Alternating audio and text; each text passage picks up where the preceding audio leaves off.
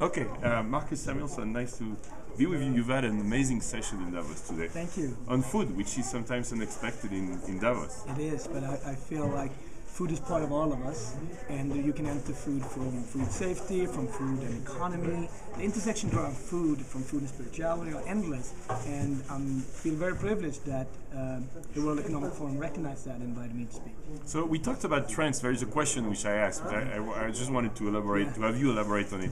Is food compared to languages? Yes. You said that we moved from chicken and mashed potatoes to Sushi. burgers to sushi. Yes. How do these food trends evolve and get created? I think there's not one answer. There is, first of all, how we are traveling and how the world is becoming smaller, so we can now experience, let's say, Japan in a quicker way because of the internet, right? And also then how we tourist. So if we go a lot to Mexico, therefore, when we have a big, let's say, Mexican, and like in the US, we have a big immigration policy of Mexico. So, of course, those two things will make sure that Mexican food in the US will be very, very popular.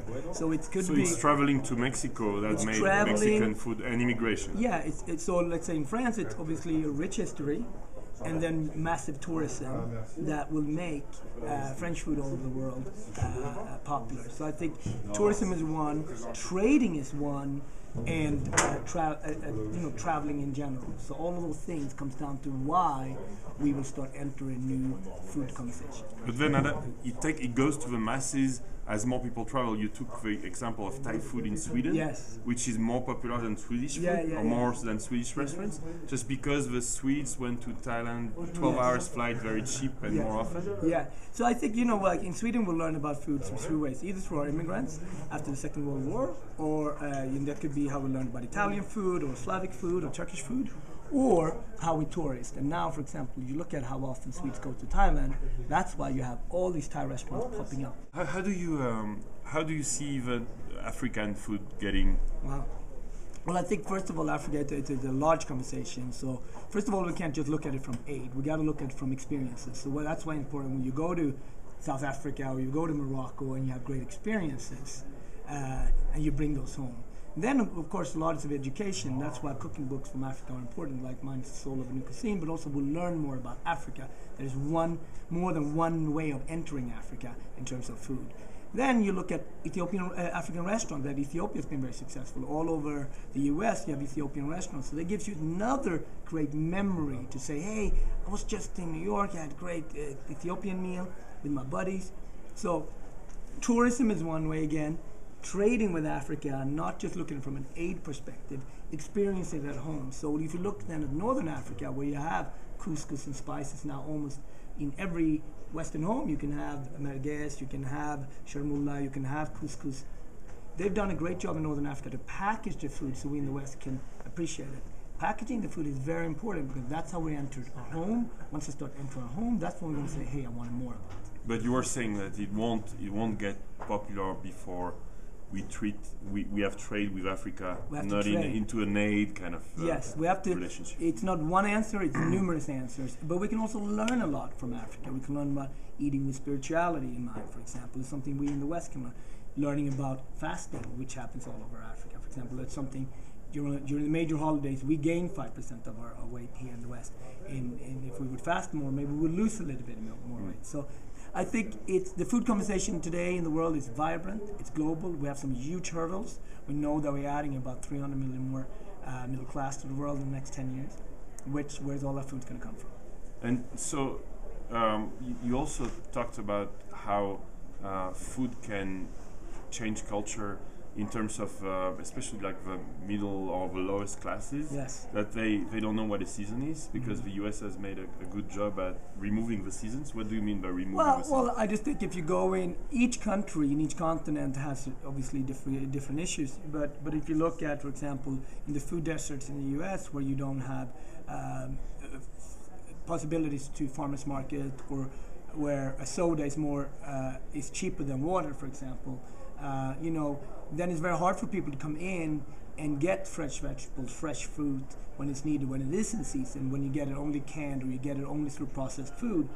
There's got to be a way to get the fresh food. Yeah, it's got to get a way to get fresh food affordable and fresh food to people at all economic levels, so people can experience fresh food versus processed food. It's very, very key to this. Which is the reason why you said Brooklyn and Harlem are changing, is because there are farmers market opening, right? And it is the most positive things. When the farmers markets can stay open all year round, and it is affordable and it's for the community, then you start and the kids start going there, and the parents start going there with their kids. All of a sudden, they're part of the solution, they're part of the process, rather than it's very hard to be 25 and say, hey, now you're going to do this. You have to come from bottom up, from a kid. How do you see those California trends? I live in San Francisco, and I've never met that many vegan in my life, right? They eat salad and that's it. Yeah. Do you think this is healthy? Is Well, that something we should... I think we learned a lot from California in many ways in terms of food. We wouldn't have the farmers markets if it wouldn't be like places like Berkeley in California. So we can learn a lot from the Bay Area. All of the country, we learned a lot from the Bay. Is that healthy though? Well, I think that what you're picking on and what you're talking about is one aspect of it. But what's great about California is that I know it's a passionate food conversation. It's diverse. When I go to, for example, down at the Ferry Building on a Saturday. Yeah, I go there too. Yeah, you see that for me is a celebration of diverse food. You can buy burritos at the stand. You can buy grilled asparagus. You can buy all these different fresh seasonal food. And for me, it shows that the conversation about food there is at the highest because it's diverse. You can go in and have fantastic Vietnamese food right around the corner. So it's a diverse food conversation, and it's vibrant. But you don't have like a prescription. You're not getting into that. Like, don't eat meat or don't, Well, I think we should all think about. We would probably have to look at our food habits and you said less meat, less fish. Yeah, I think as we move forward as companies and as families, I think we can all look at how can we improve our food habits and how can we, what does that mean for each family? And it's all, you have to take the inventory yourself. If you're already eating less of this one, then that's a fault for you. But you can all look at, I'm not a vegetarian, but twice a week I eat a vegetarian meal just because, I think enough.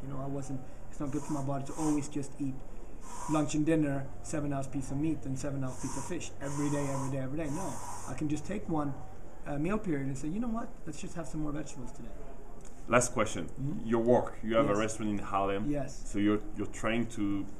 What are you trying to do in Harlem? Well, I think it's, first of all... And what's your hub? That was my question. What's your hub? What is your work leading to, and how can we help? You have a community here of people on Twitter, online, helping. Well, first of all, I'm very committed to have a great restaurant in Harlem for the people also of Harlem. And it's great when people come to the restaurant, they just don't come to the Red Rooster. They start looking at Harlem as from a different lens. They maybe made the reservation, they come on the train up or they come in the cab up, they start looking at the community as such. They're starting to have positive food memories and memories from Harlem as such. That's very, very important. Second, we created 75, 85 jobs in Harlem right now, which is very, very important. And 50 of them are from people of Harlem, which is fantastic now to say that. It changes the footprint of dining in New York City. It stretches the city the way Brooklyn stretched the city. So it's always in food, through art, we constantly start looking at these urban environments as what's possible. So all of a sudden now, I know 10 years from now, Harlem will hopefully be thriving with not just Red Rooster, but with a great farmers market, with other food options there, and not being so much of a food desert that maybe you can say it has been in many ways. Any way the online community can help you? Oh, the online is Twitter. The online is huge. Do you tweet yourself? I'm on Twitter. What is it, Marcus Samuelsson? Marcus Cooks. Marcus Cooks, okay. Yeah. And Twitter, the online conversation is huge in it because it's about engaging and including people. That's why we're starting Food Republic, our new food website that we're launching. Foodrepublic.com? Yeah, we're going to start launching end of first quarter. And on marcussamuelsson.com, we have, 50,000 passionate followers every month that comes in and see how we can share our point of view on food. The online community is completely one of the solutions. It's not the only solution, but it's one part of including people globally in conversation about food. Well, thank you very much. You have a new follower. Thank you so much. Thank you.